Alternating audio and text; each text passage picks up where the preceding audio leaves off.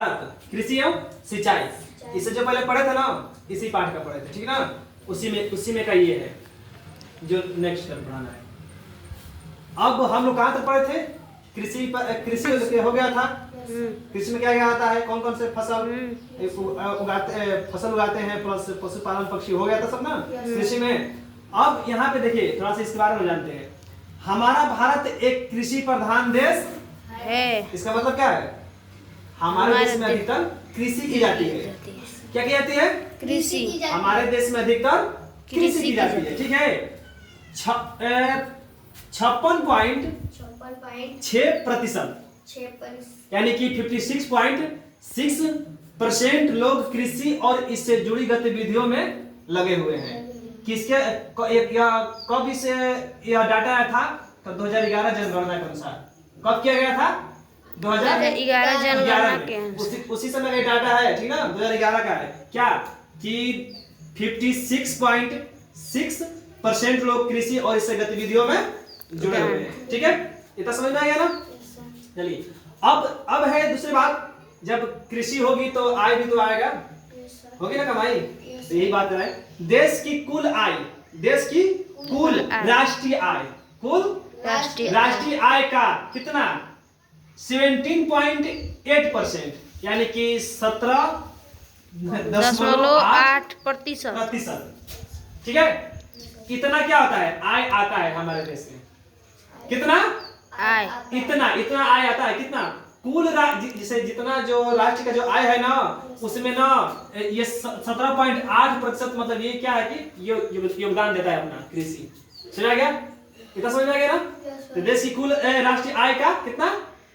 17.8%, ठीक है। यह समझ में आ गया? अब कह रहा है फसलों को 3 वर्गों में रखा गया है। कितने वर्गों में? 3। ध्यान रहे, फसलों को 3 वर्गों में रखा गया है। तो कौन सी फसलों को? तो क्या आप इसमें क्या बोलेंगे? कृषि फसलों को भाई, कृषि फसलों को 3 वर्गों में। तो ये कौन कौन से हैं?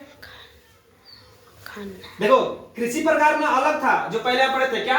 निर्वाह कृषि और व्यापारिक कृषि, वो हो गया। यहाँ पर कह रहा है कृषि फसलों, ठीक है। कृषि फसलों को 3 वर्गों में रखा गया है। कौन? खाद्यान्न फसलें, नकदी फसलें, पेय एवं बागाती फसलें। खाद्यान्न फसलें में क्या है? गेहूं है, चावल है, जौ, चना, मटर, दालें, ज्वार, बाजरा आदि। किसमें है? खाद्यान्न फसलें, ठीक है। नकदी फसलें, नकदी फसलें में क्या आता है?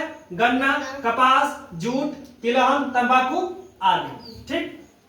अब है पेय एवं बागाती फसलें। इसमें क्या है? चाय, कहवा, रबड़, गरम मसाले आदि। इतना समझ आ गया? 3 वर्गों में। ये ध्यान रहे, एक फसलों के 3 वर्ग ये अलग है।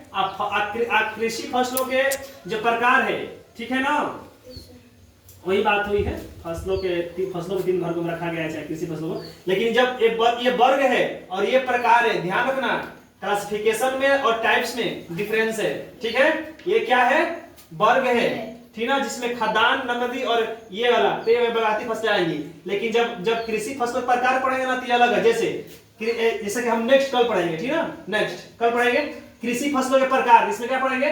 रबी की फसल, खरीफ की फसलें, ठीक है ना,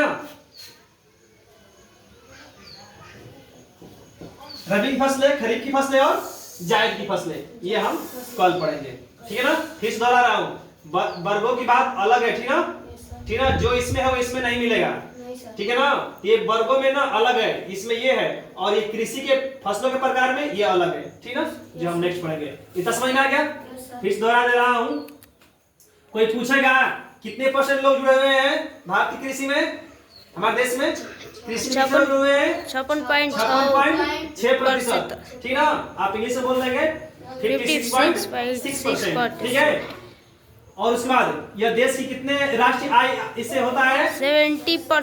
70.8%। इंग्लिश में बोल देंगे 70.8%। इतना समझ में आ गया ना? फसलों को 3 वर्गों में रखा गया है।